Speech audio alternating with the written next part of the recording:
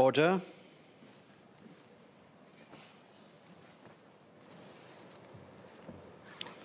Item 2, resumption of debate on the Societies Amendment Bill, second reading.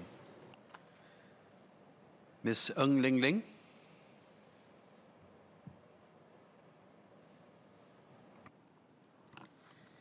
Mr. Deputy Speaker, social groups play a critical role in fostering social cohesion among Singaporeans.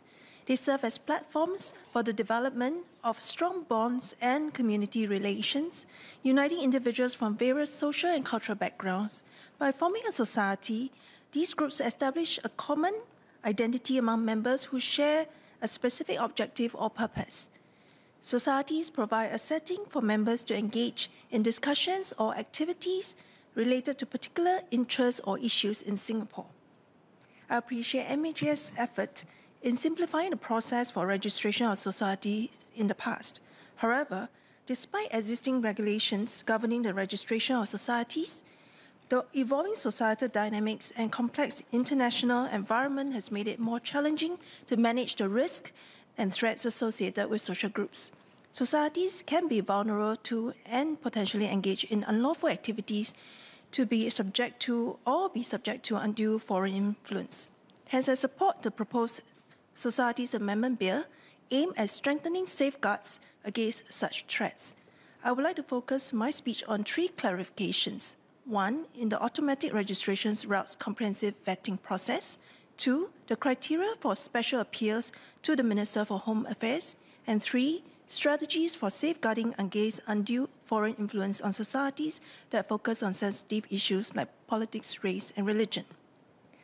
Firstly, in the Amendment Bill, Clause 4 amends Section 4A to empower the registrar to refuse to register a society that is not specified in a schedule or a non-specified society if the registrar is satisfied that the non-specified society is likely to be used for unlawful purposes or for purposes prejudicial to public peace. With the amendment, non-specified societies that apply the automatic route are subject to inquiries by the registrar to ascertain if they indeed qualify for registration via the automatic route. I think it is essential to strike a balance between enabling the formation of societies while ensuring that these groups do not pose risk to national security or public order. I believe that the proposed amendment aims to serve this very purpose. However, I seek to understand the methodology that the registrar will employ to make these judgments. How comprehensive will the vetting process be?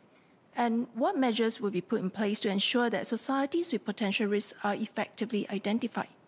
Additionally, I would like to clarify with MHA on the specific criteria that will be employed to assess whether societies engage in unlawful activities that will be prejudicial to public peace, welfare, or good order in Singapore.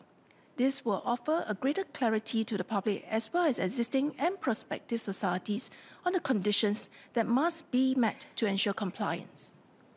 Secondly, Clause 4 of the bill also amends Section 4A to provide the right to appeal to the Minister for Home Affairs from the decision of the registrar not to register or to refuse a non-specified society. This provides a means for groups to be able to seek redress if they feel that they have a strong case for registration. This appeal process ensures the opportunity for due process and serves as an important check and balance mechanism. On this issue, I would like to ask MHA how many appeals have been reviewed over the years by the Minister for both scheduled and non-specified societies, and on what grounds are the appeals granted by the Minister? Lastly, it is worth noting the susceptibility of registered societies in Singapore to foreign influence interests through covert operations. We are reminded that in today's globalized world, the reach of foreign power is not limited by borders, and this makes the regulations of our societies even more imperative. I hope to understand how MHA intends to combat that in this amendment bill. Well, Clause 9 of the amendment bill, which modifies Section 11A, clearly empowers the registrar to mandate rule changes for specified society as a condition for registration. I'm concerned if this is sufficient to manage potential risk. This formal compliance might appease the authorities on paper, but there remains the risk that the society in question could continue to pursue unlawful objectives. Therefore, I seek clarification from MHA on the mechanism in place to ensure that undue foreign influence does not infiltrate specified societies discussing or promoting issues related to sensitive issues. Additionally, will non-specified societies be directed or asked to modify their constitution if they are identified as engaging in causes that seems to discuss or promote issues that are not aligned with specific policy or national interests of Singapore? In closing, Mr. Speaker, we cannot overlook the delicate balance that must be maintained between allowing societies and interest groups to grow while safeguarding national security.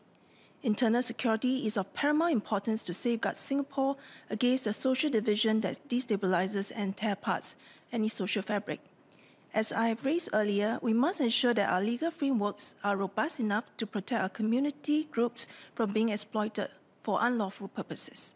As such, the registration of our societies, whether specified under the Schedule or the Societies Act or not, should advance objectives in promoting communal harmony and the interests of all Singaporeans. Notwithstanding my clarifications raised, I support the bill. Thank you.